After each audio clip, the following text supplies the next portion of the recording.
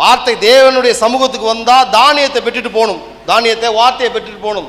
அங்கே ரூத் நகோமி வார்கோதுமையின் அறுப்பின் துவக்கத்திலே பெத்லகேமுக்குள்ள வந்தாங்க. எப்போ வந்தாங்க? ரூத்து எந்த சமயத்தில் பெத்லகேமுக்கு வந்தாங்க? வார்கோதுமையின் அறுப்பின் துவக்கத்திலே. அவங்க லேட்டா வந்திருந்தாங்கன்னா மணவாட்டி ஆயிருக்க முடியாது. அவங்க லேட்டா வந்தாங்கன்னா அணைந்து போன தீவெட்டி ஆயிருப்பாங்க.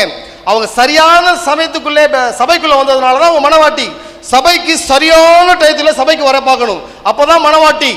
அந்த வார்த்தை முடிஞ்சு வந்தா அணைந்து போன தீவெட்டி.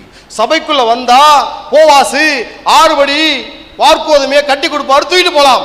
நீங்க உலகத்துல இருந்து வந்தா எகிப்துல அவங்க வீட்டுக்கு போகும்போது என்ன எடுத்துட்டு போனாங்க? தாளடிகளை, வைக்கோல் எடுத்துட்டு போனாங்க. நீங்க உலகத்துல இருக்கும்போது, நீங்க உலகத்துல இருந்து உலகமும் சபையும் அப்படி இருந்தா நீங்க சபையில இருந்து வெளியே போகும்போது வெறும் தாளடிகளை, வைக்கோல் எடுத்துட்டு போவீங்க. நீங்க மணவாட்டியா உள்ள வந்தீங்கன்னா தேவன் உங்களை வார்கோதுமையின் அப்பத்தினால திருப்தியாக்கி அனுப்புவா.